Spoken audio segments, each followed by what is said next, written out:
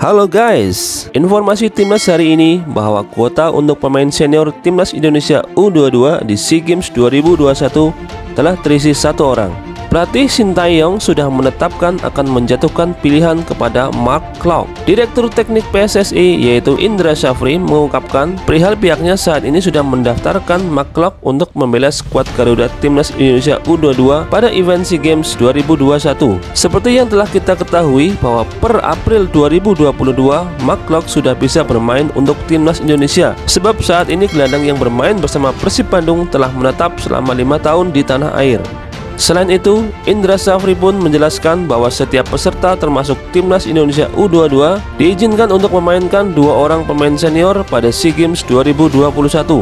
Kemudian selain Mark Klok, kira-kira siapa lagi pemain senior yang pantas dan dipercaya oleh Sintayong ke Timnas Indonesia U22 untuk SEA Games 2021? Saya tidak hafal nama-namanya. Ada beberapa pemain senior yang oke menurut Coach Sintayong untuk didaftarkan, kata Indra Syafri. Jumlah pemain senior di SEA Games 2021 boleh dimainkan 2, namun yang didaftarkan lebih dari itu. Artinya yang boleh bermain 2 seperti edisi sebelumnya, tutur Indra Syafri. Mark Klok saat ini telah menetap di Indonesia sejak April 2017 ketika pertama kali bergabung dengan PSM Makassar. Itu artinya bahwa mantan pemain Persija Jakarta itu hanya membutuhkan beberapa pekan lagi untuk bisa memenuhi syarat bergabung bersama Timnas Indonesia.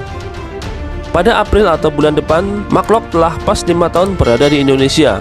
Kondisi itu adalah syarat mutlak buatnya untuk bisa bermain dengan Timnas Indonesia. Kami telah mendaftarkan Mark Klok ke SEA Games 2021 untuk kuota pemain senior, ujar Indra Syafri. Kami pun sudah yakin kalau Mark Klok bisa bermain, karena dia sudah sesuai aturan selama 5 tahun tinggal di Indonesia, imbuh Indra Syafri. Seusai masa naturalisasinya habis pada November 2020, Mark Klok belum bisa beraksi untuk Timnas Indonesia. Hal tersebut dikarenakan pemain berusia 28 tahun itu gagal untuk bisa membuktikan garis keturunan maksimal dari kakek atau neneknya ke FIFA. Aturan FIFA tahun 2020 pasal ke-7 tentang kelayakan bermain untuk tim perwakilan menjelaskan bahwa siapapun pemain yang ingin bermain di negara barunya harus lahir di wilayah asosiasi itu, ibu kandung atau ayahnya lahir di wilayah asosiasi itu, nenek atau kakeknya lahir di wilayah asosiasi itu, atau telah tinggal di wilayah asosiasi itu selama minimal 5 tahun.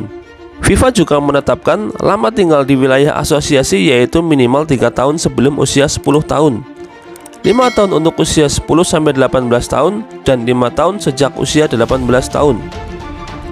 Perwakilan hubungan luar negeri PSSI sudah berkomunikasi dengan FIFA. Saya pikir tidak ada masalah lagi soal Mark Klok, jelas Indra Syafri.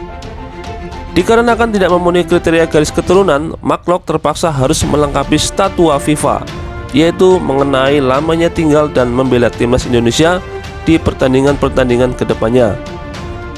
Saat dinaturalisasi pun, Mark Klok melalui jalur istimewa pasal 20 Undang-Undang Nomor 12 Tahun 2006 tentang Kewarganegaraan Republik Indonesia yang berisikan bahwa warga negara asing atau WNA menjadi warga negara Indonesia atau WNI tanpa perlu melalui pasal ke-9 huruf B dengan syarat WNA itu telah berjasa kepada Republik Indonesia atau dengan alasan kepentingan negara. Bunyi pasal ke-9 huruf B ialah WNA yang ingin menjadi WNI harus minimal 5 tahun tinggal di Indonesia secara berturut-turut atau 10 tahun tidak berturut-turut. Mark Klok sempat dipanggil ke pemusatan latihan Timnas Indonesia pada Mei 2021. Saat itu pemain kelahiran Amsterdam, Belanda tersebut terpaksa meninggalkan kegiatan lebih cepat untuk menemani istrinya yang melahirkan. Semoga kedepannya semakin banyak pemain naturalisasi yang mempunyai skill tingkat tinggi bergabung dengan Timnas Indonesia. Maju terus dan semangat Timnas Indonesia!